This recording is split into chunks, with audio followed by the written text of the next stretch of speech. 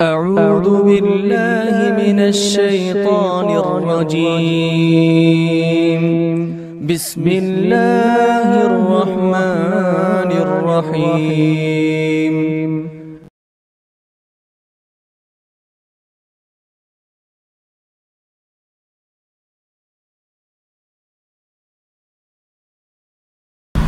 إن الحمد لله نحمده ونستعينه ونستغفره ونعوذ بالله من شرور أنفسنا وسيئات أعمالنا. من يهده الله فلا مضل له ومن يضلل فلا هادي له. أشهد أن لا إله إلا الله وحده لا شريك له وأشهد أن محمدا عبده ورسوله. يا أيها الذين آمنوا اتقوا الله حق تقاته ولا تموتن إلا وأنتم مسلمون. يا أيها الناس اتقوا ربكم الذي خلقكم من نفس واحدة وخلق منها زوجها وبث منهما رجالا كثيرا ونساء واتقوا الله الذي تساءلون به والأرحام إن الله كان عليكم رقيبا. يا أيها الذين آمنوا اتقوا الله وقولوا قولا سديدا يصلح لكم أعمالكم ويغفر لكم ذنوبكم ومن يطع الله ورسوله فقد فاز فوزا عظيما. أما بعد فإن خير الحديث كتاب الله وخير الهدي هدي محمد صلى الله عليه وسلم وشر الأمور محدثاتها وكل محدثة بدعة وكل بدعة ضلالة وكل ضلالة في النار. آج کا ہمارا جو موضوع ہے رحمت للعالمین صلی اللہ علیہ وسلم کی رسول اللہ صلی اللہ علیہ وسلم کا نبوت سے پہلے 40 سالہ دور پڑھنے کی اہمیت، یعنی اس کا مرکزی موضوع ہے محمد صلی اللہ علیہ وسلم اعلان نبوت سے پہلے. سبھی مسلمان اس بات سے واقف ہیں کہ آپ علیہ الصلوۃ والسلام کی جو نبوت کی عمر ہے وہ 23 سال ہے. نبوت سے پہلے کی جو 40 سالہ زندگی ہے آپ کی، اس زندگی کو پڑھنا، اس کی کتنی ضرورت ہے، کتنی اہمیت ہے، اور اس کے بغیر اللہ کے رسول علیہ الصلوۃ والسلام کی 23 سالہ نبوت والی زندگی کو پڑھنے میں کتنا خلل ہوتا ہے، اس کا آپ اندازہ لگا سکتے ہیں. قرآن مجید میں اللہ سبحانہ و تعالیٰ نے آپ علیہ الصلوۃ والسلام کی 40 سالہ زندگی پر بھی گفتگو کی ہے. اللہ رب العالمین نے متعدد جگہوں پر آپ کی 40 سالہ زندگی کو آپ کی نبوت کے دلائل کے طور پر پیش کیا ہے. 40 سالہ دور نبوت، 40 سالہ جو زندگی ہے نبوت سے پہلے کی، ظاہر بات ہے ہم اس کا احاطہ نہیں کر سکتے، ایک ایک جز نہیں پیش کر سکتے ہیں. اس کی کچھ گوشے میں آپ کے سامنے رکھوں گا بطور یعنی ایک طالب علم کو ایک رخ دینے کے طور پر کہ اس کی اہمیت کا اندازہ ہمیں ہونا چاہیے اور اس کو کس طرز پر پڑھنا چاہیے. اور اس 40 سالہ دور کو خصوصاً ہندوستان میں ہم رہتے ہیں تو غیر مسلمین کے سامنے کس کس گوشے کو پیش کرنا چاہیے اور کیسے پیش کرنا چاہیے، وہ کچھ باتیں میں آپ کے سامنے رکھوں گا انشاءاللہ. بنیادی بات اور پہلی بات، قرآن مجید میں اللہ سبحانہ و تعالیٰ نے کئی مقامات پر اللہ کے رسول صلی اللہ علیہ وسلم کی زندگی کو پڑھنے، اس پر غور و فکر کرنے کی دعوت دی ہے. تفکر کہتے ہیں کسی چیز کے، کسی معاملے کی ہر پہلو پر نظر ڈالنا، ہر پہلو پر نظر رکھنا، اس کو کہتے ہیں تفکر. اللہ رب العالمین نے فرمایا سورۃ السبا میں، قل انما اعظکم بواحدہ ان تقوموا للہ مثنی وفرادا ثم تتفکروا ما بصاحبکم من جنہ. اس پہ آپ غور کریں، ما بصاحبکم من جنہ. اللہ تعالیٰ نے کہا اللہ کے رسول سے علیہ السلام کہ میں بس آپ کو ایک بات کہتا ہوں، ایک ہی بات کی دعوت دیتا ہوں کہ تم اکیلے تنہا یا جماعت کچھ لوگ مل کر کے بیٹھیں اور میری زندگی پر غور و فکر کریں، میرے ہر پہلو کو دیکھیں آپ، میری چال چلن، میرے معاملات، میری راست گوئی، میری نجی زندگی، میرے سفر حضر، بڑوں چھوٹوں سے میرے معاملات، سب چیزیں آپ کے سامنے ہیں. اب ہر پہلو پہ غور کیجیے. اور پھر نتیجہ کیا ہوگا بتائیے؟ ما بصاحبکم من جنہ. پھر بتائیے کہ تمہارے جو ساتھی ہیں کیا انہیں جنون ہیں، دیوانگی ہیں؟ کیا کبھی میری باتوں میں آپ نے بے ہودگی دیکھی؟ میرے رہن سہن میں، میرے چلنے پھرنے میں، میرے معاملات میں؟ ما بصاحبکم من جنہ. اللہ سبحانہ و تعالیٰ نے سورۃ الاعراف کے اواخر میں بھی کہا اولم یتفکروا ما بصاحبہم من جنہ. اللہ تعالیٰ نے سورۃ التوبہ کے آخر میں کہا لقد جاءکم رسول من انفسکم. سورۃ النجم کے آغاز میں کہا والنجم اذا ہوا ما ضل صاحبکم وما غوا. میں اتنی ساری آیتیں جو آپ کے سامنے پڑھی ہیں ایک نقطہ بتانے کے لیے کہ اللہ تعالیٰ نے کفار مکہ سے جب خطاب کیا تو کہا کہ صاحبکم صاحبکم. آپ علیہ الصلوۃ والسلام کو ان سبھی لوگوں کے لیے ایک صاحب کے طور پر پیش کیا. عربی زبان میں صاحبن ایک ایسے ساتھی کو کہتے ہیں جس کے ساتھ انسان زندگی لگاتا ہے، جس کی صحبت میں رہتا ہے، جس کی مزاج سے واقف ہو جاتا ہے، جس سے متعلق و پیٹھ پیچھے کہتا ہے کہ وہ ایسے اور ایسے اور ایسے ہیں. کہا کہ یہ تمہارے ساتھی ہیں، کوئی اجنبی نہیں. جس طرح ایک شخص کسی گاؤں میں آ کے زندگی گزارتا ہے، کسی شہر میں آ کے زندگی گزارتا ہے، بھلے ایک زمانے کے بعد وہ وہاں کا ہو جائے، لیکن آغاز میں وہ تو ان لوگوں کے لیے اجنبی ہے. محمد تو ایسے نہیں ہے نا صلی اللہ علیہ وسلم. صاحبکم کہا اللہ تعالیٰ نے، یعنی ان کا بچپنا تمہارا بچپنا تو ایک ہے، ایک ساتھ پلے بڑے ہیں، ایک گلی میں رہتے ہیں، ایک محلے میں رہتے ہیں، ہر معاملے میں ایک دوسرے کے ساتھ رہے ہیں، پھر بھی تمہارے لیے اجنبی ہیں. شیخ ابن عثیمین رحمہ اللہ نے اپنی تفسیر میں کہا کہ صاحبکم جو اللہ نے کہا نا ما بصاحبکم من جنہ، صاحبکم کہہ کر کے دو فائدے یہاں پر ہوتے ہیں، دو فائدے ملتے ہیں. کہ ایک فائدہ یہ ہے کہ ان کی شناعت بیان کی جا رہی ہے، ان کی بدبختی بیان کی جا رہی ہے کہ آپ اللہ کے رسول کو بچپن سے جانتے ہیں، پھر بھی آپ ان سے متعلق ایسے اور ایسے غلط اوصاف سے متصف کر رہے ہیں، غلط باتیں منسوب کر رہے ہیں ان کے تعلق سے. یعنی ہو سکتا ہے ایک عام آدمی کہے کہ میں ان کو جانتا نہیں ہوں، ان سے بدظن ہو سکتا ہے، یا کچھ جانتا ہوگا کچھ نہیں جانتا ہوگا. یہ تو 40 سال تمہارے درمیان لگائے ہیں، پھر بھی تم ان سے متعلق جان بوجھ کر ایسی باتیں کہتے ہو ان کے بارے میں. کتنی بری بات ہے یہ گویا کہ ایک لطیف انداز میں ان پر یعنی ڈانٹ ڈپٹ ہے. ایک دوسری بات ما بصاحبکم، صاحبکم کہنے کا ایک فائدہ یہ بھی ہوتا ہے کہ دیگر لوگ محمد پر اعتراض کریں یا نبوت پر ان کی ایمان نہ لائیں صلی اللہ علیہ وسلم، ممکن ہے ان کے لیے ایک سبب ہو، ان کے لیے ہو سکتا ہے کوئی عذر ہو. تمہارے لیے کیا عذر ہے؟ ان کی تصدیق کرنے میں آپ کو پہل کرنی چاہیے. آپ اول رہے ہیں ان کی تصدیق میں، اس لیے کہ آپ ان کو بچپن سے جانتے ہیں. ما بصاحبکم صاحبکم کہہ کر کے اللہ سبحانہ و تعالیٰ نے گویا کہ ان کے جذبات کو یعنی تحریک دی ہے رب العالمین نے. یہ بہت اہم چیز ہے. اسی لیے ہم دیکھتے ہیں صحابہ میں جو اسلام قبول کیے، اللہ کے رسول جو صحابہ ہیں، آغاز میں متعدد وجوہات ہیں. قرآن کی تاثیر کی وجہ سے، یا آپ علیہ الصلوۃ والسلام کے اخلاق کی وجہ سے. ایک سبب یہ بھی ہے کہ وہ اللہ کے رسول کو بچپن سے جانتے تھے. آپ کی 40 سالہ زندگی ان کے سامنے تھی، اس 40 سالہ زندگی کو دیکھ کر کے بھی کچھ لوگوں نے اسلام قبول کیا، ایک بڑی تعداد. یعنی اللہ کے رسول پر ایمان کیوں لائے آپ؟ کہ ان کی 40 سالہ زندگی کو دیکھ کر، یہ بھی نبوت سے پہلے کی زندگی کو دیکھ کر. آج بھی کوئی غیر مسلم اللہ کے رسول کی زندگی کو پڑھتا ہے اور 40 سالہ زندگی کو پڑھتا ہے، وہ آپ کی نبوت سے متعلق تذبذب کا شکار نہیں ہوگا، ایک بے چینی سی نہیں رہے گی اس کے پاس. آج آپ دیکھ لیجئے، ہم ہندوستان میں رہتے ہیں، باہر ممالک کا چھوڑیے آپ، جتنے لوگ سیاست میں ہیں، سیاسی اعتبار سے جو سربراہ ہیں، ان کی شخصی زندگی پر لوگ کتنی باتیں کرتے ہیں.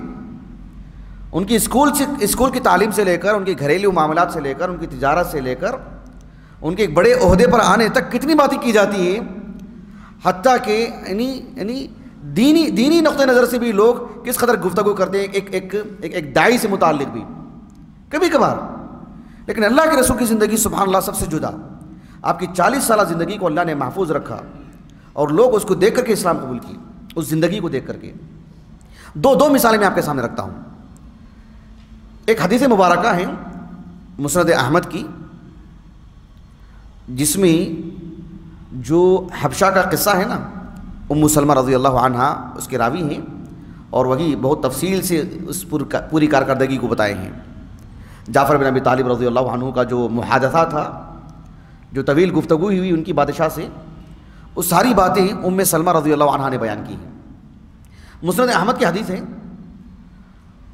حسن درجے کی روایت ہے. یہ جو حدیث مبارکہ کا جو ایک قطعہ میں آپ کے سامنے پیش کر رہا ہوں، حدیث بہت طویل ہے. مسند احمد کے محققین نے اس حدیث مبارکہ کو حسن کہا ہے اس لیے کہ اس میں محمد ابن اسحاق ابن الیسار المطلبی رحمہ اللہ صاحب المغازی وہ صدوق راوی ہیں، لیکن وہ مدلس بھی ہیں، لیکن اس میں انہوں نے سماع کی صراحت کی، تحدیث. امام زہری رحمہ اللہ سے وہ روایت کرتے ہیں اور کہا کہ حدثنی محمد ابن مسلم، ایسے انہوں نے کہا. یہ حسن درجے کی روایت ہے. جعفر بن ابی طالب رضی اللہ عنہ سے جب اللہ کے رسول سے متعلق پوچھا گیا کہ آپ ان پر ایمان لائے ہیں، وہ کون ہیں، ان کی کیا تعلیمات ہیں، تو جعفر بن ابی طالب رضی اللہ عنہ نے کیا کہا وہ قابل غور ہے. آپ نے کہا بعث اللہ فینا رسولا، بعث اللہ فینا رسولا منا، رسولا منا، اللہ تعالیٰ نے ہمارے درمیان ایک رسول کو بھیجا ہے جو ہم میں سے ہیں، کوئی باہر سے نہیں آئے ہیں، وہ ہم میں سے ہیں. نعرف نسبہ وصفتہ، کتنی بڑی بات ہے، دیکھ رہے ہیں آپ. نعرف نسبہ وصفتہ وصدقہ وامانتہ وعفافہ، ان کی پاک بازی، ان کی سچائی، ان کا نسب نامہ کیا ہے ہمیں معلوم. حالانکہ جعفر بن ابی طالب رضی اللہ عنہ آپ کے خاندان کے ہیں، آپ کے چچیرے بھائی ہیں، ابو طالب کے فرزند ہیں، لیکن دیکھو سبحان اللہ آپ پر ایمان لائے. جتنی باتیں آپ کے سامنے رکھی ہیں 40 سالہ دور کو بھی سامنے رکھا، حالانکہ آپ کے چچیرے بھائی ہیں، آپ کے اتنے قریب ہیں، ظاہر بات ہے زیادہ حق تھا کہ وہ ایمان لائیں. اور یہی کہا انہوں نے نعرف نسبہ وصفتہ وامانتہ وصدقہ وعفافہ، یہ سب باتیں انہوں نے ان کے سامنے رکھی کہ اس وجہ سے ہم ان پر ایمان لائے ہیں. یہ چھوٹی موٹی بات نہیں ہے. عہد فاروقی میں عمر بن خطاب رضی اللہ عنہ نے مغیرہ بن شعبہ رضی اللہ عنہ کو جب بحرین بھیجا تھا. بحرین آج کا بحرین نہیں ہے جس کی راجدھانی منامہ ہے، بحرین جس پر کسرا کی حکومت ہوتی تھی، ایران کی حکومت ہوتی تھی. جب آپ نے بھیجا ان کی طرف ایران کی فتح کے لیے، متعدد صحابہ تھے اس میں، سعد بن ابی وقاص رضی اللہ عنہ کی قیادت میں. کسرا نے کہا کہ جو ہے میں ایک شخص سے بات کرنا چاہتا ہوں، تم میں سے کسی کو نمائندہ بنا کر کے میرے پاس بھیجو، میں ان سے بات کرنا چاہتا ہوں. مغیرہ بن شعبہ رضی اللہ عنہ کو بھیجا گیا. یہ حدیث صحیح بخاری کی ہے.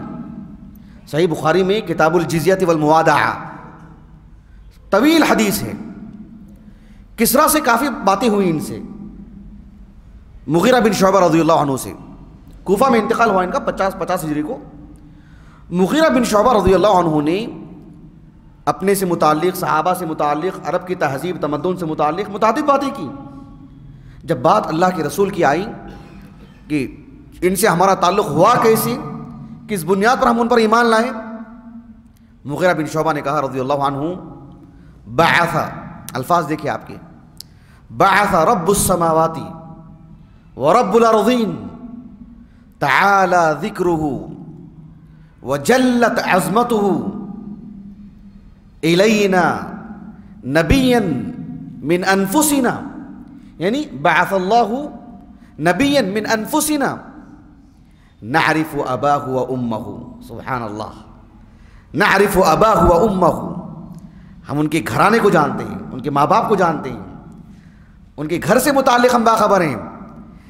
یعنی ہوتا نہیں ایک انسان کی زندگی کو پڑھنے کے لیے اس کا گھرانہ بھی بہت معنی رکھتا ہے. جو انسان مجہول ہو، کتنا بھی ہو، آپ کتنی بھی دوستی کریں، جب تک آپ اس کے ماں باپ سے واقف نہیں، اس کے گھرانے سے واقف نہیں، کہیں نہ کہیں کوئی چیز اوجھل رہتی ہے، ایک چیز آڑ رہتی ہے. لیکن یہ کیا کہا انہوں نے، نعرف اباہ و امہ. یعنی ایسا نہیں کہ صرف ہم محمد کو دیکھ کے ایمان قبول کیے صلی اللہ علیہ وسلم.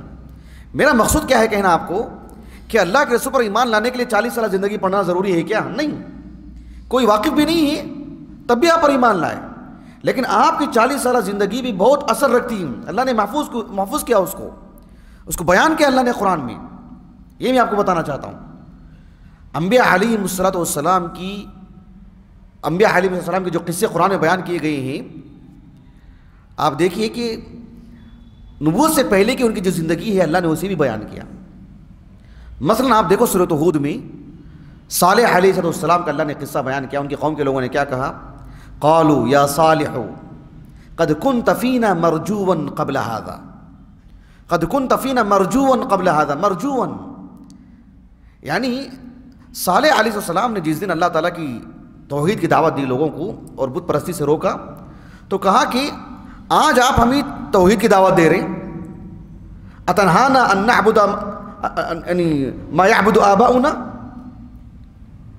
کہ ہم جن کی عبادت کر رہے ہیں، جن معبودوں کی ہمارے آبا و اجداد سے جو ہمیں چیز ملی ہے، ہم ان کو چھوڑ دیں، اس سے روکتے ہو آپ. جبکہ آج سے پہلے کل تک ہماری آپ سے امیدیں وابستہ تھیں. کنت فینا مرجوا قبل هذا، آپ کے اندر جو جوہری صفات ہیں، جو اعلیٰ معیار ہے آپ کا، عقل جو مضبوط ہے آپ کی، جو صاحب رائے ہیں آپ، اور جو آپ کے اندر جو کہ متعدد صفات ہیں، عمدہ صفات ہیں، ہماری دلی تمنا یہ تھی کہ آپ ہمارے سردار بننے والے ہیں، آپ ہمارے قائد بننے والے ہیں، آپ ہی ہیں جو ہمارے سب کچھ ہیں. لیکن آپ دیکھو ہمارے راستے سے ہٹ چکے ہیں. سمجھ رہے ہو اس بات کو؟ یعنی گویا کہ صالح علیہ السلام کی نبوت سے پہلے کی پوری زندگی ان کے سامنے کس طرح کی تھی، وہ ان کو قائد بنانے کے لیے تیار تھے. کنت فینا مرجوا قبل هذا، یہ قابل غور بات ہے. موسیٰ علیہ السلام کا تذکرہ قرآن مجید میں سب سے زیادہ ہے. سورۃ القصص اٹھا کے دیکھ لیجیے آپ. اللہ تعالیٰ نے کہا بالکل آغاز میں، وَأَوْحَيْنَا إِلَىٰ أُمِّ مُوسَىٰ أَنْ أَرْضِعِيهِ فَإِذَا خِفْتِ عَلَيْهِ فَأَلْقِيهِ فِي الْيَمِّ. یہ تو آپ اس وقت کا قصہ ہے جب آپ شیرخوار بچے تھے، گود کے بچے تھے آپ. وہاں سے لے کر کے اللہ تعالیٰ نے کہا فَلَمَّا قَضَىٰ مُوسَى الْأَجَلَ وَصَارَ بِأَهْلِهِ آنَسَ مِنْ جَانِبِ الطُّورِ نَارًا. جو آگ دے کر کے آپ جانے لگے، آگ لینے کے لیے جہاں سے آپ کو نبوت ملی. یعنی آپ گود کے بچے تھے، وہاں سے لے کر کے آپ کی جو نبوت کا جو دور ہے وہاں تک کا پورا دور اللہ نے بیان کیا. اس میں بے داغ جوانی بھی اللہ نے بیان کیا آپ کی، کہ ایک لڑکی اپنے والد سے آپ کا تعارف کراتی ہے کہ آپ کے اوصاف کیا ہیں جسمانی اعتبار سے، اندرون کیسا ہے آپ کا. ایک تنہا لڑکی موسیٰ علیہ السلام کے پاس جاتی ہے اور اپنے والد کے پاس انہیں لے کر آتی ہے. کتنے اعتماد اور اطمینان سے گئی ہوگی وہ. اور وہ لڑکی بھی کوئی ایسی ویسی نہیں. اللہ نے کسی بھی نبی کے لیے خائنہ کا انتخاب نہیں کیا ہے، کسی خیانت کرنے والی عورت کا انتخاب نہیں کیا رب العالمین نے، کسی بدچلن اور فاحشہ عورت کا انتخاب نہیں کیا اللہ تعالیٰ نے. ایک عورت، ایک لڑکی اللہ موسیٰ علیہ السلام کے پاس جاتی ہے جب آپ کو نبوت تک نہیں ملی ہے آپ کو، اور آپ کو لے کر کے اپنے والد کے پاس تک آتی ہے. کتنا اعتماد رہا ہوگا ان پر، اور کتنی بے داغ جوانی رہی ہوگی موسیٰ کی علیہ السلام. یعنی اللہ سبحانہ و تعالیٰ نے وہ کردار کیوں بیان کیا آپ کی نبوت سے پہلے کا؟ اگر ہم اس تفسیر میں جائیں تو اسے مستقل ایک طویل وقت چاہیے.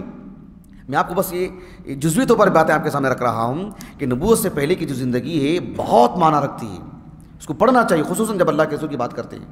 اللہ تعالیٰ نے کہا قرآن مجید میں سورۃ یونس میں، قُلْ لَوْ شَاءَ اللَّهُ مَا تَلَوْتُهُ عَلَيْكُمْ وَلَا أَدْرَاكُمْ بِهِ فَقَدْ لَبِثْتُ فِيكُمْ عُمُرًا مِّن قَبْلِي. آپ اس آیت کریمہ کا سیاق دیکھیے. آپ کفار مکہ نے جب اللہ کے رسول سے اس بات کا مطالبہ کیا کہ جو باتیں آپ پر وحی کے طور پر نازل ہو رہی ہیں، جس میں ہمارے معبودان باطلہ کی عیب جوئی اس میں ہو رہی ہے، ان کے تعلق سے برا بھلا کہا جا رہا ہے، آپ ان باتوں کو ترک کر دیں، کچھ اور باتیں بھی سنائیں آپ، جس سے کچھ ہمارے لیے بھی تسکین کی بات ہو، کچھ باتیں ہمارے بھی موافق ہوں۔ اللہ کے رسول نے کتنی بڑی بات کی، قل لو شاء اللہ ما تلوته علیکم ولا ادراکم بہ فقد لبثت فیکم عمرا من قبل۔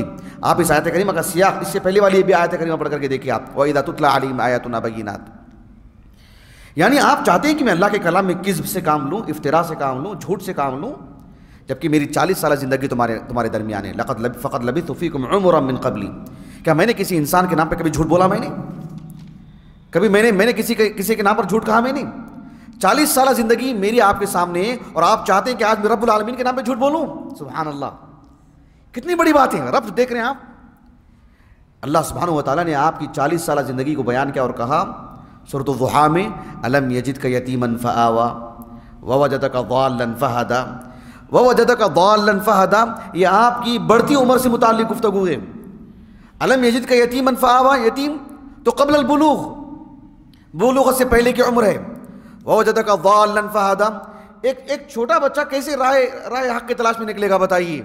ایک بڑی عمر کا آدمی، اس کی عمر بڑھ چکی ہو، عقل مضبوط ہو چکی ہو، اب وہ حق اور باطل میں تمیز کرنے کی سوچتا ہے۔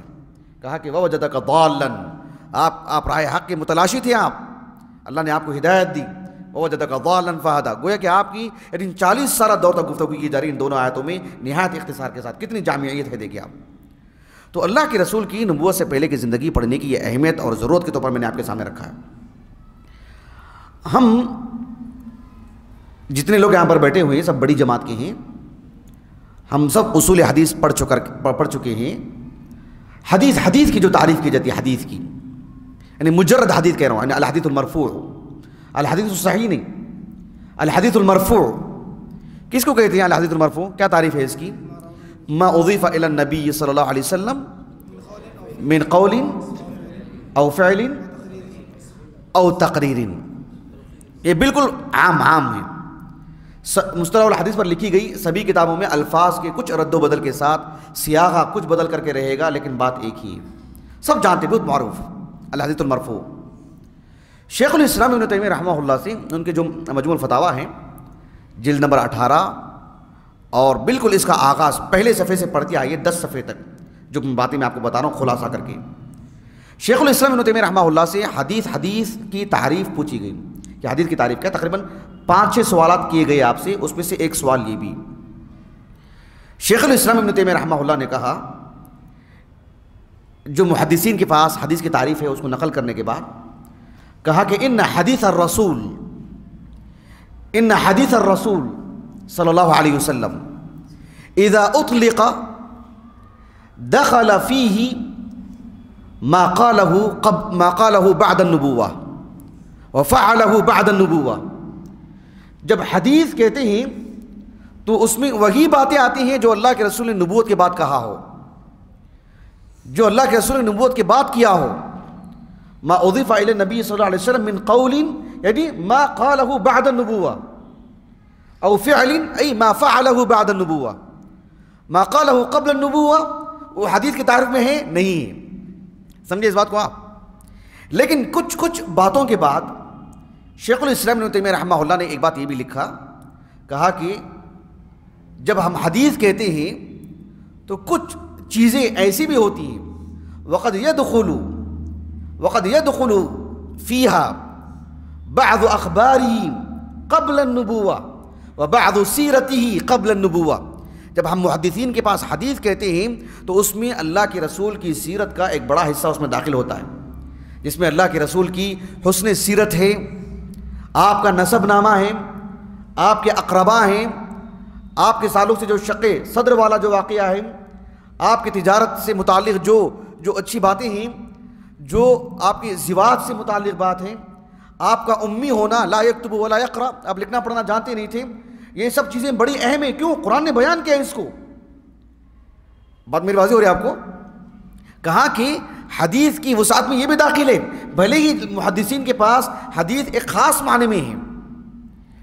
شیخ الاسلام ابن تیمیہ رحمہ اللہ نے ایک جگہ پر جو مجموع الفتاویٰ ہے ان کے جلد نمبر 10 میں صفحہ نمبر غالباً میں سمجھتا ہوں 393-94 آپ دیکھ لیجیے، شیخ الاسلام ابن تیمیہ رحمہ اللہ سے اس بات سے متعلق کہ جو صوفیہ کے ہیں نا، غالی قسم کے جو صوفیہ ہیں، جو خلوت نشینی کو ایک عبادت سمجھتے ہیں، اس معنی میں کہ کبھی غار ہرا چلے جائیں، کبھی کسی جگہ مراقبے کے طور پر بیٹھ جائیں 40 دن، کبھی غار ہرا میں چلے جائیں اور اپنی کسی گھر میں یا کسی خانقاہ میں بیٹھ جائیں اور استدلال کریں کہ اللہ کے رسول دیکھو غار ہرا میں جا کر کے بیٹھا کرتے تھے. تو شیخ الاسلام ابن تیمیہ رحمہ اللہ نے کہا کہ اللہ کے رسول صلی اللہ علیہ وسلم جو غار ہرا میں تھے نا، وہ نبوت سے پہلے آپ علیہ الصلوۃ والسلام کو نبوت ملنے کے بعد آپ 13 سال مکے میں تھے، کبھی آپ غار ہرا نہیں گئے. آپ علیہ السلام مدینہ گئے اور آپ صلح حدیبیہ میں صلح ہونے کے بعد واپس چلے گئے. دوسرے سال آپ آئے، آپ نے عمرہ کیا. فتح مکہ کی مناسبت سے بھی آپ تھی، تقریباً 12 دن تھے آپ. حجۃ الوداع کے موقع پر بھی اللہ کے رسول صلی اللہ علیہ وسلم جو ہے تقریباً کافی عرصہ رہے. کبھی آپ غار ہرا نہیں گئے، نہ صحابہ میں سے کوئی گئے. تو آپ کا وہ عمل نبوت سے پہلے کا ہے، نبوت کے بعد نہیں، اس سے استدلال نہیں کیا جا سکتا. ایسے کہا ابن تیمیہ نے رحمہ اللہ. اور شیخ الاسلام ابن تیمیہ رحمہ اللہ نے کہا وَإِن شَرَعَهُ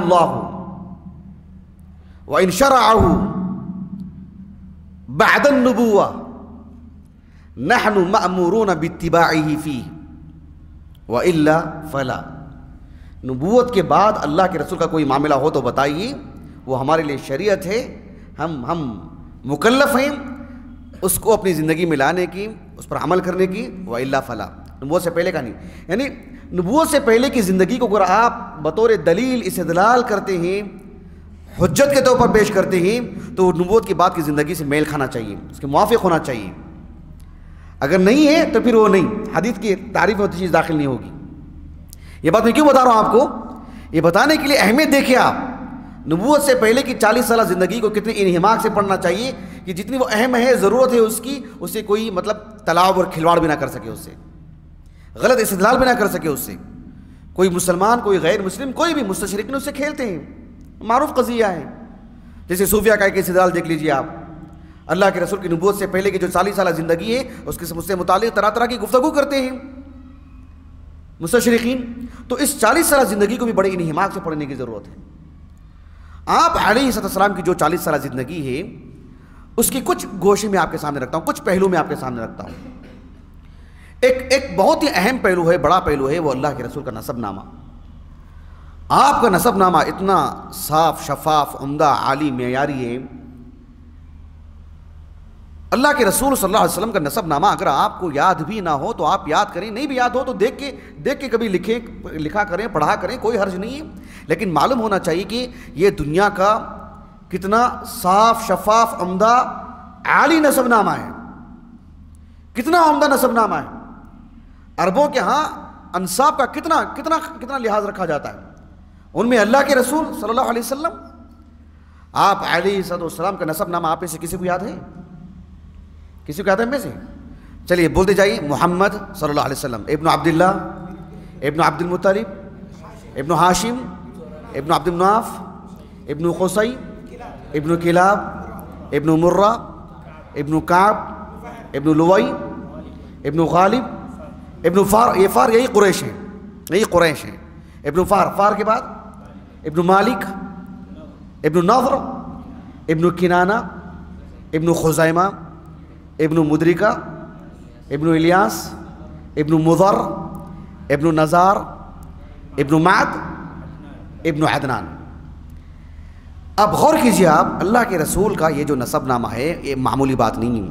اگر آپ نے اس نسب نامے کو اچھے سے سنا ہوگا، ایک حدیث مبارکہ میں آپ کو سناتا ہوں، اس سے آپ غور کیجیے. اللہ کے رسول صلی اللہ علیہ وسلم کے نسب نامے میں کتنی شفافیت ہے، کتنا خالص نسب نامہ ہے آپ کا، اور آپ کس قدر اعلیٰ معیار پر ہیں. آپ غور کیجیے. ایک حدیث مبارکہ ہے صحیح مسلم کی کتاب الفضائل میں، امام نووی نے باب ہی قائم کیا، باب فضل نسب النبی صلی اللہ علیہ وسلم. ایک صحابی ہیں واصلہ بن الاسقع رضی اللہ عنہ، 85 ہجری سن وفات ہے ان کا، 05 ہجری، ملک شام میں انتقال ہونے والے آخری صحابہ میں سے شمار ہوتا ہے ان کا. واصلہ بن الاسقع رضی اللہ عنہ کہتے ہیں کہ رسول اللہ صلی اللہ علیہ وسلم کو میں نے یہ کہتے ہوئے سنا کہ ان اللہ اصطفیٰ کنانۃ من ولد اسماعیل، اسماعیل علیہ السلام کے آل اولاد میں اللہ تعالیٰ نے کنانہ کا انتخاب کیا۔ اگر آپ کو کنانہ نہیں معلوم ہے تو ان کی زندگی کو پڑھ کے دیکھیے کس قدر عظیم الشان انسان تھے وہ۔ کنانہ، ان اللہ اصطفیٰ کنانۃ من ولد اسماعیل واصطفیٰ کنانۃ واصطفیٰ قریشا من کنانۃ واصطفیٰ قریشا من کنانۃ، کنانہ سے اللہ سبحانہ وتعالیٰ نے قریش کا انتخاب کیا۔ واصطفیٰ من قریش بنی ہاشم، اور قریش سے اللہ رب العالمین نے بنو ہاشم کا انتخاب کیا۔ یہ استفاء چھوٹی بات نہیں ہے، اللہ یصطفی، اللہ یصطفی، اللہ انتخاب کرتے ہیں، معمولی بات نہیں۔ اس کے بعد اللہ کے رسول نے کہا صلی اللہ علیہ وسلم واصطفانی من بنی ہاشم، اور بنی ہاشم سے مجھے اللہ نے چنا۔ سبحان اللہ، دیکھ رہے ہیں آپ اس بات کو؟ ایک کبھی کھیل کھیلتے نہیں، لوگ 15 لوگ رہتے ہیں، ایک ایک کر کے نکلتے جاتا ہے، جو پہلے نمبر پر آتا ہے اس کا کیا مقام، کیا درجہ رہتا ہے، اس کی صلاحیتیں کیسی رہتی ہیں۔ اللہ سبحانہ وتعالیٰ کی طرف سے انتخاب ہے یہ۔ اللہ سبحانہ وتعالیٰ نے بنو ہاشم سے اللہ کے رسول کا انتخاب کیا۔ میں ایک واقعہ میں آپ کو بتاتا ہوں، آپ دنگ رہ جائیں گے، واقعہ اچھی طرح معلوم ہے آپ کو، لیکن میرے موضوع سے متعلق جو بات ہے وہ میں آپ کو سمجھانا چاہ رہا ہوں۔ آپ علیہ السلام جب مکے سے مدینے کو گئے، بدر کا واقعہ، بدر کا حادثہ واقع ہونے سے پہلے آپ علیہ السلام نے جو ابو سفیان کا جو لشکر تھا، تجارت کا جو قافلہ تھا، اس کو حاصل کرنے کی آپ نے کوشش کی، اور وہ بچاتے نکل گئے۔ ابو سفیان ابھی سب مسلمان نہیں تھے، وہ رضی اللہ عنہ پہنچ گئے، لیکن بدر کے حادثے کے بعد، احد کے حادثے کے بعد ان پر اتنی کڑی نگرانی کی گئی ان کی تجارتی قافلوں کی کہ بہت ہی تنگی محسوس کرنے لگے یہ لوگ۔ آپ عرب کا جغرافیہ اٹھا کر کے دیکھیے، مکے سے ملک شام جانا ہو تو پھر مدینے سے ہو کر کے ساحلی علاقہ بآسانی مدینے کے لوگ ان پر حملہ کر سکتے تھے، ان پر روک لگا سکتے تھے، آسان نہیں تھا ان کے لیے، جس کی وجہ سے ان کی جو تجارتی قافلے جایا کرتے تھے وہ رک گئے، ہو بھوک پیاس کی شکار ہو گئی، کمر ٹوٹ گئی ان کی۔ حدیبیہ میں اتنی آسانی سے یہ صلح کے لیے آگے نہیں بڑھے، ان کی کمر ٹوٹ گئی تھی ان کی، لیکن صلح حدیبیہ کے بعد ان کے لیے راستہ کھلا اور یہ ملک شام کے لیے جانے لگے تجارت کو۔ ابو سفیان کے ساتھ تقریباً 30 لوگ تھے، جیسے کہ ابن حجر نے فتح الباری میں لکھا ہے، امام نووی وغیرہ نے تو کچھ نام بھی لکھے ہیں۔ 30 لوگ ابو سفیان کے ساتھ ملک شام گئے حدیبیہ کے بعد 7 ہجری کے آغاز میں، اور اس طرف اللہ کے رسول صلی اللہ علیہ وسلم کو جب مدینے کا جو پیچھے کا حصہ ہے، گویا کہ مدینے کا پچھلا حصہ ہے، مکے کی طرف سے راحت مل گئی، تو آپ نے آگے کا رخ کیا خیبر کی طرف۔ جب خیبر جانے لگے تو آپ علیہ السلام نے بادشاہوں کو خطوط بھی لکھا آپ نے۔ ابو سفیان کا قافلہ فلسطین ملک شام پہنچنے سے پہلے اللہ کے رسول کا خط پہنچ گیا تھا وہاں پر۔ ہرقل بادشاہ جو کسریٰ کو شکست دے دیا تھا اور دنیا کا سب سے طاقتور بادشاہ بن گیا تھا، سپر پاور طاقت ہو گئی تھی وہ اللہ کا شکر ادا کرنے کے لیے فلسطین پہنچا وہ مسجد اقصیٰ کو، اور یہاں پر یہ ابو سفیان کا قافلہ تجارت کے لیے غزہ جو ساحلی علاقہ ہے فلسطین کا وہاں پہنچا ہوا تھا۔ بادشاہ کو جیسے ہی خط ملا، بادشاہ نے دیکھا کہ عربی میں خط ہے، اور اس نے دیکھا کہ دیکھیں کون ہے اہل عرب، انہیں میرے پاس لے کر کے آؤ۔ ابو سفیان کا قافلہ تھا تو لے کر پہنچا دیا گیا ان کے پاس۔ بادشاہ نے متعدد سوالات کیے ان کے سامنے، سب جانتے ہیں اس بات کو، لیکن میرے موضوع سے متعلق جو بات ہے وہ میں آپ کو بتانا چاہتا ہوں۔ صحیح بخاری کی جو حدیث ہرقل ہے، معروف حدیث طویل، آپ دیکھیں کتاب بدیل الوحی میں بھی ہے، کتاب الجہاد میں بھی ہے، کتاب التفسیر میں بھی ہے یہ حدیث مبارکہ۔ ابو سفیان رضی اللہ عنہ کہتے ہیں کان اول ما سألنی عنہ، ہرقل نے جو سب سے پہلے مجھ سے سوال کیا، کیا سوال کیا؟ کیف نسبہ فیکم، سبحان اللہ، اللہ کے رسول نسب نامے کے اعتبار سے کیسی ہیں آپ کے درمیان؟ پہلا سوال کہا کہ کان اول ما سألنی عنہ، محمد کی شخصیت سے متعلق پہلا سوال کیف نسبہ فیکم، نسب حسب کے اعتبار سے کیسے ہیں وہ تم میں، گھرانہ کیسا ہے ان کا، کس گھر سے آئے ہیں وہ؟ ابو سفیان نے کہا کہ ہوا فینا ذو نسب، ہوا فینا ذو نسب، سبحان اللہ، غور کر رہے ہیں آپ، ہوا فینا ذو نسب، یعنی ذو نسب عال ذو نسب عظیم، یہ معنی میں عربی زبان میں کوئی بھی اسم نکرہ ہوتا ہے اس کی متعدد اقسام ہیں. کبھی اسم نکرہ ہوتا ہے تعظیم کے لیے، تفخیم کے لیے، کسی چیز کو بڑا بتانے کے لیے. فَأَذَنُوا بِحَرْبٍ مِّنَ اللَّهِ، حرب نکرہ ہے نا، بحرب عظیم اس معنی میں. یعنی وفینا ذو نسب، دیکھ رہے ہیں آپ پہلا سوال کس سے متعلق ہے؟ آپ کے نسب نامے سے متعلق. یہ چھوٹی موٹی بات نہیں ہے. اللہ کے رسول کے نسب نامے کو آپ اپنے اپنے انداز میں دیگر زبانوں میں سمجھتا ہوں جتنے لوگ ہیں اخوان بیٹھے ہیں، جامعہ محمدیہ کے ہوں یا ہمارے مادر علمی دارالسلام اورآباد کے ہوں، کوئی بھی ہوں، جامعہ محمد رائے دور کے ہوں، جن کو تیلگو زبان آتی ہو، کنڑی زبان آتی ہو، تمل ہو، جو علاقائی زبانیں ہیں، اللہ کے رسول کے نسب نامے سے متعلق 10 منٹ کی ویڈیو بنائیں آپ، ہلکی پھلکی تحریر لکھیں آپ، متعدد زبانوں میں بتائیں ہے دنیا میں کوئی ایسا انسان. جذبات اور اعتقادات سے اٹھ کر کے علمی اعتبار سے ہم کیوں تعارف نہیں کرواتے اللہ کے رسول سے متعلق صلی اللہ علیہ وسلم. اور آپ کے نسب نامے کو ہم بتائیں کہ آپ کا نسب نامہ کس قدر عالی ہے. یہ 40 سالہ دور پڑھنے سے متعلق یہ بات ہے کہ آپ کا نسب کیسے، یعنی لوگوں نے سوال کیا آپ کے نسب سے متعلق، یہ معمولی بات نہیں ہے. ایک دوسری بات، وقت کی قلت کی وجہ سے میں آپ کے سامنے کچھ باتیں رکھ رہا ہوں. 40 سالہ دور میں یہ بات بھی نمایاں ہے کہ آپ کا اخلاق، آپ کا کردار، آپ کی بے داغ جوانی، آپ کے صاف شفاف معاملات، آپ کی راست گوئی، اللہ کے رسول صلی اللہ علیہ وسلم کے اخلاق سے متعلق اللہ نے کہا سورۃ القلم میں وَإِنَّكَ لَعَلَىٰ خُلُقٍ عَظِيمٍ. بھلا بتائیے اللہ کی گواہی کے بعد کسی کی گواہی کی ضرورت ہے؟ وَكَفَىٰ بِاللَّهِ شَهِيدًا. اللہ کی گواہی کے بعد کسی کی گواہی کی ضرورت نہیں. معاشرتی اعتبار سے لوگ کہتے ہیں کسی مرد سے متعلق اگر اس کی بیوی گواہی دیتی ہے کہ میرا شوہر صاف شفاف ہے، بے داغ ہے، بہت معنی رکھتی ہے بات.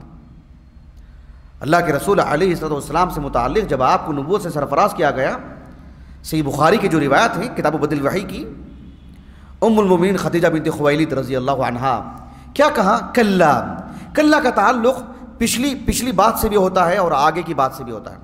یعنی ایک بات کی اس میں تردید ہوتی ہے، رد ہوتا ہے ایک بات کا، اور ایک بات کا اثبات ہوتا ہے کلا کے اندر. کہا کہ کلا یعنی جو آپ سمجھتے ہیں کہ آپ کے تعلق سے کوئی بڑا حادثہ ہونے والا ہے، آپ کی ہزیمت ہونے والی ہے، آپ کے تعلق سے کوئی مطلب آپ کی رسوائی کی کوئی بات آنے والی ہے، بالکل بھی نہیں. آپ کے ساتھ تو بہت اچھے معاملات ہونے والے ہیں. کلا واللہ لا یخزیک اللہ ابدا. یہ ایک بیوی جو ہے نا جذباتی باتیں نہیں تھیں، دلائل کی روشنی میں کہا کہ انک لتصل الرحم، لتصل الرحم چھوٹی بات نہیں. وتحمل الکل وتکسب المعدوم وتعین علی نوائب الحق. اللہ کے رسول سے متعلق اتنی بڑی باتیں. وتقری الضیف، آپ علیہ السلام کا مظلوموں کا ساتھ دینا، غریبوں کا ساتھ دینا، حتیٰ کہ معاشرے میں ایسے لوگ جو کمانے کے قابل نہیں ہیں وتکسب المعدوم، آپ جا کر کے ان کے لیے کما کے لا کے دیتے ہیں. یہ چھوٹی بات ہے کیا بتائیے؟ اور کون کہہ رہی بیوی ارے میرے لیے وقت دیجئے نا، آپ دوسروں کے لیے وقت دے رہے. چھوٹی بات ہے یہ. اپنے اپنے گھروں کا سوچ کے دیکھو آپ. ہم کسی سے متعلق کوئی معاملہ کرتے ہیں، گھر کے خواتین کا کیا حال چال رہتا ہے، لیکن ام المؤمنین خدیجہ نے رضی اللہ عنہا کتنی بڑی بات کی اللہ کے رسول کے بارے میں. جو کمانے کے قابل نہیں ہیں آپ ان کے لیے الگ سے وقت نکالتے ہیں، ان کو کما کے لا کے دیتے ہیں آپ. یہی تو اوصاف ہیں جس کی وجہ سے شادی کی انہوں نے. یہ چھوٹی موٹی باتیں نہیں جو اللہ کے رسول کے بارے میں اتنی بڑی باتیں کی انہوں نے خدیجہ نے رضی اللہ عنہا. اسے صرف گھر کا واقعہ نہیں بتا سکتے ہم. آپ اللہ کے رسول ہیں، آپ خاتم النبیین ہیں، آپ سید المرسلین ہیں. آپ کے بارے میں آپ کی گواہی، آپ سے متعلق گواہی پہلے دن دے دی آپ کی بیوی.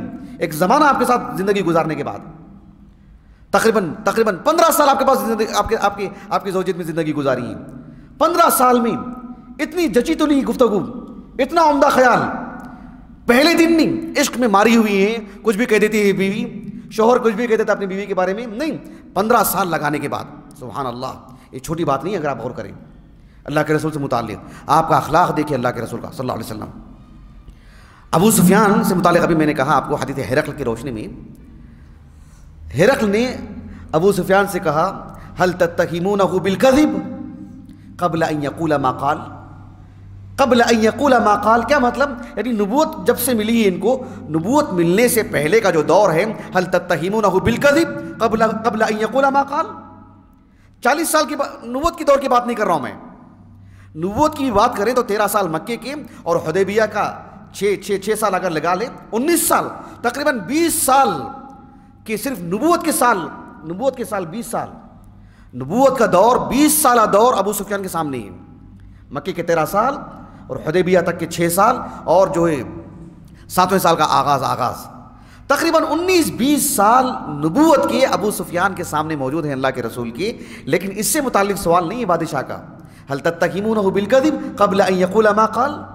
نبوت کے اعلان سے پہلے کے جو 40 سالہ دور ہے اس میں کبھی آپ نے ان کو جھوٹا ثابت کیا، ان کو کبھی جھوٹ دیکھا ہے ان میں؟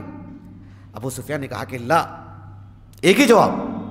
بادشاہ نے کہا فعرفت انه لا يدع الكذب على الناس ثم يذهب فيكذب على الله، کہ میں یہیں سے سمجھ لیا، یہیں سے میں نے اندازہ لگا لیا، یہ 40 سالہ دور میں لوگوں کے درمیان لوگوں کے نام پر جھوٹ نہیں بولے ہیں تو اس کے بعد اللہ کا نام لے کے کیسے جھوٹ بولیں گے؟ لوگوں کی اتنی عظمت ہے ان کے دلوں میں، لوگوں کا اتنا خیال رکھتے ہیں، تو اللہ سبحانہ و تعالیٰ کی عظمت، اس کے نام پر کیسے جھوٹ بول سکتے ہیں؟ اسی لیے میں نے پوچھا آپ کو قبل ان یقول ما قال، اس وقت مجھے بتاؤ اس وقت جھوٹ بولے ہیں کیا؟ 40 سالہ دور نبوت کتنی عظیم الشان زندگی آپ کے پر اندازہ لگائی. میں بالکل وقت میرا ختم ہونے جا رہا ہے، 15 منٹ غالباً باقی ہیں میرے، 25 کو میں نے شروع کیا تھا. تو آپ علیہ السلام کی زندگی سے متعلق ایک بات میں آپ کو یہ بھی بتاؤں کہ اللہ کے رسول صلی اللہ علیہ وسلم نبوت سے پہلے، یعنی جیسے ہم کہتے ہیں نا کہ سیدھے سادے انسان تھے، اپنی بیوی سے متعلق، لوگوں سے متعلق، تجارت سے متعلق سچ بولتے تھے، جھوٹ نہیں بولتے تھے، امانت دار انسان تھے. تو یہ جو سادگی جو ہم بیان کرتے ہیں، ان سب چیزوں سے اٹھ کر کے میں آپ کو بات بتا رہا ہوں. اللہ کے رسول ایسے بھی سیدھے سادے انسان نہیں تھے جیسے عام طور پر لوگ ہوتے ہی نہیں. جیسے ہم لوگ کہتے ہیں بڑا سیدھا سادہ انسان ہے، صبح کو کام میں جاتا ہے، شام میں اپنے گھر آ جاتا ہے، اپنے گھر میں رہتا ہے، اور پھر جو ہے کسی سے، ایسے نہیں تھے اللہ کے رسول صلی اللہ علیہ وسلم، ایسے سیدھے سادے. آپ صلی اللہ علیہ وسلم کا سادہ معاملہ الگ تھا. میں جو کہنا چاہ رہا ہوں ایک الگ بات ہے. آپ علیہ السلام معاشرے کے ان سیدھے سادے لوگوں کی طرح نہیں تھے جو بس اپنے کام سے تعلق رکھتے. آپ علیہ السلام بہت فعال انسان تھے، متحرک انسان تھے. جب بھی ظلم ہوتا اس کے خلاف کھڑے ہونے والوں میں آپ صف اول میں ہوتے. مظلوم کے ساتھ دینے کی بات آتی تو آپ پہل کرتے اس میں. کسی کا کچھ معاملہ ہوتا تو آپ پہل کرتے اس میں. کہیں کچھ خرابی ہے، دور کرنا ہے، آپ پہل رہتے ہو، آپ پہل کرتے ہو اس میں. یعنی ایک متحرک انسان، ایک جاندار انسان. معاشرتی اعتبار سے ہم کچھ لوگوں کو دیکھتے ہیں، معاملہ ان کا رہتا ہے، میرے گھر کا نہیں، لیکن میں کھڑا رہتا ہوں ان کے گھر کے سامنے. معاملہ ان کا رہتا ہے، وہ آدمی وہاں بھی نظر آتا ہے. معاملہ ان کا رہتا ہے، وہ آدمی وہاں بھی نظر آتا ہے. اور لوگ اپنے اپنے گھروں کے مسائل اپنے گھر کے سرپرستوں کو چھوڑ کر کے کبھی ان کے دروازے کے پاس جاتے ہیں، ہمارے گھر کا مسئلہ حل کیجیے. تو معاشرے کے کچھ ایسے جو لوگ ہوتے ہیں، اللہ کے رسول تو ان کے لیے بھی تو نمونہ ہیں. آپ علیہ السلام یعنی ایک کامل انسان، ایک کامل رجولیت کے سارے اوصاف آپ کے اندر اور عمدگی کے ساتھ. تو ایسے بھی سیدھے سادے نہیں تھے اللہ کے رسول صلی اللہ علیہ وسلم. میں آپ کے سامنے دو مثالیں رکھتا ہوں، سب جانتے ہیں لیکن میرے موضوع سے جوڑ کر کے بتا رہا ہوں. بس میں آپ کو حلف الفضول دیکھ لیجیے. آپ حلف الفضول کا کیا معاملہ ہے؟ یعنی آپ علیہ السلام کی عمر لگ بھگ ایک 20 سال کی عمر تھی آپ کی، لگ بھگ 15 سے 20 سال کے درمیان کی عمر. حرب الفجار آپ نے سنا ہوگا. اللہ کے رسول صلی اللہ علیہ وسلم کی نبوت سے پہلے کی جو زندگی ہے اور اسلام سے پہلے کی جو عرب کی جو تاریخ ہے، اس میں حرب الفجار یا حرب الفجار ایک معروف معرکہ ہے. جو ایک طرف قریش اور بنو کنانہ ایک طرف ہو گئے تھے، اور قیس ابن عیلان وہ قبیلہ ایک طرف تھا. دونوں کے درمیان لڑائی تھی اور عرصے تک لڑائی چلی. وہ حرمت والے مہینوں میں لڑائی ہوئی. وہ بہرحال جب جا کر کے وہ ختم ہوئی تو اس کے بعد ایک حادثہ پیش آیا. ذوالقعدہ کا مہینہ تھا. عاص بن وائل قرشی بنو سہم سے، بنو سہم سہمی ہیں وہ، السہمی، انہوں نے ایک آدمی سے کچھ معاملہ کیا لیکن اس کا حق ادا نہیں کیا. پیسے نہیں دیا اس کو، چیزیں لے لی، پیسے نہیں دیا اس کو، واپس نہیں لوٹایا. وہ آدمی بارہا مانگتا رہا اور یہ ٹال مٹول کرتے رہے. بالآخر وہ شخص جبل ابو قبیس، بہت بڑی پہاڑی، کافی حصہ توڑ دیا گیا اس کا آج کا، لیکن بہت بڑی پہاڑی ہے وہ. اس پر کھڑا ہوا اور اپنی مظلومانہ انداز میں اشعار کہنے لگا، میرے ساتھ ایسا ایسا معاملہ ہوا ہے. زبیر ابن عبد المطلب جو اللہ کے رسول کے چچا ہیں علیہ السلام، انہوں نے ہلچل مچائی اور لوگوں کو احساس دلایا مظلوم کی فریاد سننے والا کون ہے، جلد سے جلد اس کی جو ہے مطلب اس کا حق دلایا جائے وغیرہ. اس کے لیے کچھ لوگ جمع ہوئے، بنو ہاشم سے کچھ لوگ، بنو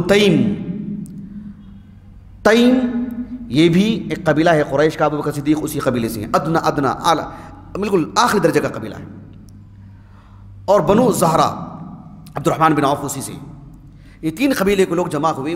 اس میں اللہ کے رسول 20 سال کی عمر، آپ معاشرتی اعتبار سے ایک 20 سال کے نوجوان کو کھڑا کر کے دیکھیں آپ، اللہ کے رسول اس میں شریک ہیں. کتنا بڑا ایکشن لیا گیا کہ ہم کسی مظلوم کو جب تک اس کا حق نہیں دلا دیتے ہم خاموش نہیں بیٹھیں گے. کسی بھی انسان کو کوئی تکلیف ہوتی ہے، اس کی جب تک تکلیف دور نہیں ہوگی، لیکن گویا کہ ہم مظلوم کے حق میں، ظالم کے حق میں نہیں. یہ عام بات ہے یا خاص بات ہے بتائیے؟ ایک 20 سال کے نوجوان کو رکھ کر کے دیکھیے آپ علیہ السلام ہمیشہ کن لوگوں کے ساتھ تھے. یعنی اتنی چھوٹی عمر میں، لڑک پن میں، آپ علیہ السلام کی سوچ اور آپ کے خیالات لوگوں کے سامنے تھے. یعرفونہ کما یعرفون ابناءہم. اللہ کے رسول علیہ السلام کا معاملہ اتنا صاف شفاف، اتنے متحرک انسان تھے آپ. ایک شخص تھے عبداللہ بن جدعان التیمی، ان کے گھر میں یہ بیٹھک ہوئی تھی تو اللہ کے رسول اس میں شریک تھے صلی اللہ علیہ وسلم. ایک اور واقعہ میں آپ کو بتاتا ہوں. آپ علیہ السلام کس درجے کے انسان تھے، آپ کی 40 سالہ دور کس قدر عمدہ تھی. دیکھیں آپ کہ مکہ جو کعبۃ اللہ ہے، آج کا جو ڈھانچہ ہے وہ نہیں ہے جو ابراہیم علیہ السلام نے بنایا. اس کی دیواریں بہت بلند نہیں تھیں، چھت بھی نہیں تھی، 2 دروازے تھے اور کافی عرض کے اعتبار چوڑائی کافی تھی. لیکن جب ایک زمانہ آیا کہ کچھ لوگوں نے اس کے اندر کی کچھ چیزیں چوری کر لیں، چھت بھی نہیں تھی اس میں، دروازے نہیں تھے، تو اور پھر سیلاب بھی آیا تو اس کی دیواریں کھوکھلی ہو گئیں. اس کو اب اثر نو بنانے کی جب بات آئی تو ان کے دل میں ایک ڈر تھا کہ جب کیا جائے. بہرحال مجھے وہ واقعہ نہیں سنانا، سب کو معلوم ہے. ولید بن مغیرہ نے جو ہے پہلی اینٹ نکالی، پھر جو اس کو ڈھایا گیا، پھر بنایا گیا حلال پیسوں سے سب کچھ. مجھے یہ سب باتیں نہیں بتانی ہیں، مجھے جو بتانا ہے وہ یہ کہ جب حجر اسود کو رکھنے کی بات آئی جہاں اس کو رکھنا چاہیے تھا، ایک نزاع پیدا ہو گیا، ایک جھگڑا پیدا ہو گیا کہ یہ شرف کس کو ملے گا. اس لیے کہ جو کعبۃ اللہ کو بنایا گیا تو سب کے لیے کچھ حصہ دے دیا گیا کہ آپ یہ بنائیں گے، آپ یہ بنائیں گے، لیکن یہ کس کے حصے میں، یہ پہلے طے نہیں ہوا تھا.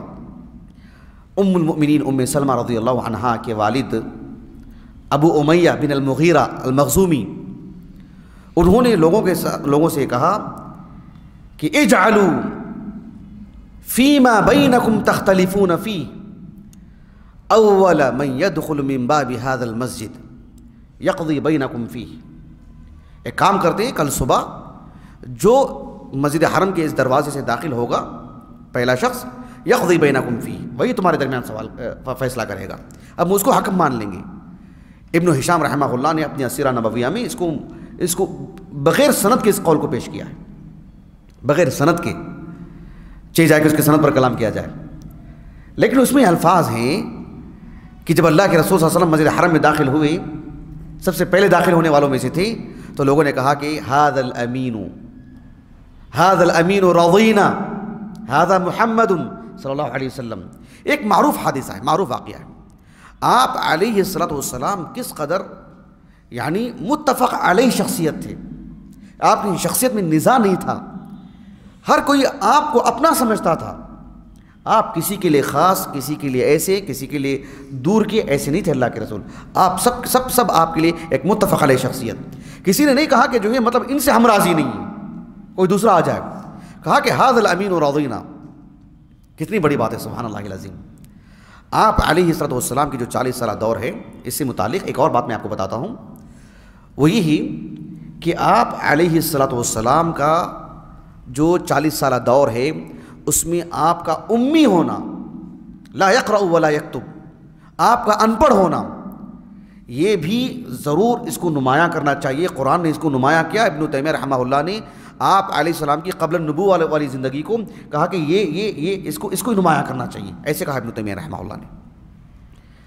قرآن مجید نے کہا سورۃ الشورى کے بالکل اواخر میں وَكَذَلِكَ أَوْحَيْنَا إِلَيْكَ رُوحًا مِّنْ أَمْرِنَا مَا كُنْتَ تَدْرِي مَا الْكِتَابُ وَلَا الْإِيمَانُ مَا كُنْتَ تَدْرِي مَا الْكِتَابُ وَلَا الْإِيمَانُ وَلَكِنْ جَعَلْنَاهُ نُورًا نَهْدِي بِهِ مَن نَّشَاءُ مِنْ عِبَادِنَا مَا كُنْتَ تَدْرِي مَا الْكِتَابُ وَلَا الْإِيمَانُ.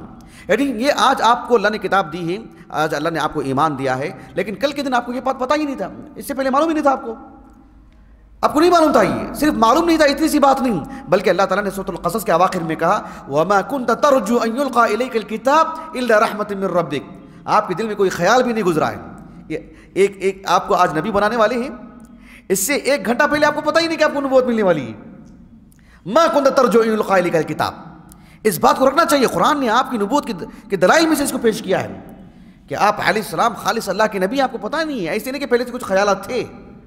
سمجھ رہے اس بات کو آپ؟ جی یہ بڑی اہم چیز ہے.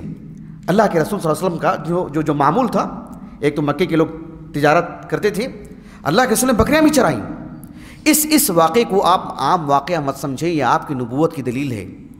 امام بخاری رحمہ اللہ نے اپنے الجامع الصحیح کی کتاب الاجارہ میں ایک حدیث مبارکہ لائے ہیں ابو ہریرہ رضی اللہ عنہ کی طریق سے کہ اللہ کے رسول نے کہا صلی اللہ علیہ وسلم ما بعث اللہ نبیا الا رعا الغنم.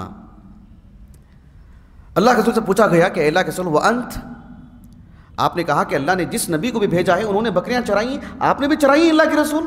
کہا کہ نعم کنت ارعاها علی قراریط لاہل مکہ, بالکل چھوٹی سی پونجی پر میں نے اہل مکہ کے لیے بکریاں چرائی ہیں. اس حدیث کو آپ عام حدیث نہ سمجھیں. دارالسلام ریاض کا جو مکتبہ ہے, یہاں سے جو کتب ستہ جو مترجم ہو کے آ رہے ہیں ہلکی پھلکی شرح کے ساتھ, سنن ابن ماجہ بھی مترجم ہو کے آئی ہے. دیکھا آپ نے, سبوں نے دیکھا ہے. مولانا عطاء اللہ ساجد ہمارے پڑوسی ملک کے عالم دین ہیں, انہوں نے اس حدیث مبارکہ کی شرح میں, یہ سنن ابن ماجہ کی کتاب التجارات میں بھی ہے, اس میں انہوں نے کہا کہ اس حدیث مبارکہ کی روشنی میں یہ بات معلوم ہوتی ہے کہ مرزا غلام محمد قادیانی جھوٹا ہے, وہ کذاب ہے, وہ نبوت کے باب میں, نبوت کے اعلان میں, اس لیے کہ اس کی پوری زندگی بتاتی ہے کہ اس نے کبھی بکریاں نہیں چرائیں. اور اللہ کے رسول نے کہا ما بعث اللہ نبیا الا رعا الغنم, اور اس نے بکریاں نہیں چرائیں. یہ بھی ایک دلیل ہے اس کے نبی نہیں ہونے کی. تو اللہ کے رسول کی جو 40 سالہ دور ہے, اسے آپ عام زندگی کے طور پر نہ پڑھیں. یہ آپ کی نبوت, جو آپ خاتم النبیین ہیں, کوئی اور نبی آنے والا نہیں ہے جو آپ کی نبوت کی تصدیق کرنے کے لیے آئے. ومبشرا برسول یأتی من بعد اسمہ احمد ومصدقا لما بین یدی من بین یدی. موسیٰ علیہ السلام کی تصدیق کے لیے بھی آئے تھے نا عیسیٰ علیہ السلام. اللہ کے رسول کی تصدیق کے لیے کون آئے گا ابھی؟ نبی تو آنے والی نہیں. تو معاملہ ایسا نہیں ہے. آپ کی 40 سالہ دور بہت محتم بالشان ہے پڑھنے کے لیے. میرے موضوع سے متعلق بالکل آخری بات, تقریباً 4-4.5 منٹ باقی ہیں میرے, بالکل آخری بات وہی ہے کہ آپ علیہ السلام کی زندگی جو 40 سالہ دور ہے نبوت سے پہلے کی, اس نقطۂ نظر سے بھی پڑھنا چاہیے کہ آپ علیہ السلام خالص فطرت پر تھے. آپ نے کبھی بتوں کی عبادت نہیں کی, آپ نے کسی صنم کو چھوا نہیں, آپ نے کبھی قریب نہیں گئے ان کے, کبھی ان کے نام پر زبان نہیں کیا آپ نے, کبھی آپ نے کوئی چڑھاوا نہیں چڑھایا آپ نے, کبھی ان کے سامنے سجدہ نہیں کیا آپ نے, کبھی شراب نہیں پیا آپ نے, کبھی آپ نے غیر اللہ کی عبادت نہیں کی, کبھی غیر اللہ کی قسم نہیں کھائی آپ نے. میں یہ بات کیوں بتا رہا ہوں؟ آپ دیکھیے بڑی تعداد میں غیر مسلمین اللہ کے رسول کے بارے میں کیا کہتے ہیں, آپ بڑے پیارے انسان تھے, بڑے اچھے انسان تھے, آپ صلح کرنے والے تھے, آپ کا اخلاق ایسا تھا, اور جو ہے یعنی آپ جو ہے مطلب غریبوں کے ایسے تھے, آپ مظلوموں کے ایسے تھے, سب کچھ. اس نقطے کو کیوں نظر انداز کیا جا رہا ہے کہ آپ فطرت پر قائم تھے, آپ نے کبھی شرک نہیں کیا, آپ نے. ہمارے بہت سارے پروگرام ہوتے ہیں جمعیت اہل حدیث کی طرف سے, آپ نے دیکھا ہوگا, جہاں بہت سارے سوامیوں کو بلایا جاتا ہے, اور اللہ کے رسول کے بارے میں وہ کیا کہتے ہیں, اللہ کے رسول امن کے رہبر تھے وغیرہ وغیرہ, کہتے ہیں. دیکھیں ہم ان کی نیک نیتی پر حملہ نہیں کرتے, ہم کہیں گے کہ یقیناً ان سے کہیں غلط فہمی ہو رہی, کہیں چوک ہو رہی ان کو. وہ حق بنتا ہے کہ ہم ان کو بتائیں. اللہ کے رسول کی زندگی میں اگر آپ 40 سالہ دور کو بھی اگر آپ سامنے رکھتے ہیں, آپ اس کو نظر انداز نہیں کر سکتے کہ آپ خالص فطرت پر تھے. آپ نے کبھی بتوں کی عبادت نہیں کی. آپ نے اللہ سبحانہ و تعالیٰ نے قرآن مجید میں کئی مقامات پر اللہ کے رسول علیہ السلام سے متعلق جو باتیں کہیں, ان میں سے ایک بات یہ بھی ہے کہ آپ کا معاملہ صاف شفاف, جو حدیث مبارکہ نے حدیث ابی ہریرہ صحیح بخاری کی, کل مولود یولد علی الفطرہ, آپ فطرت پر قائم تھے. آپ فطرت اللہ التی فطر الناس علیہا.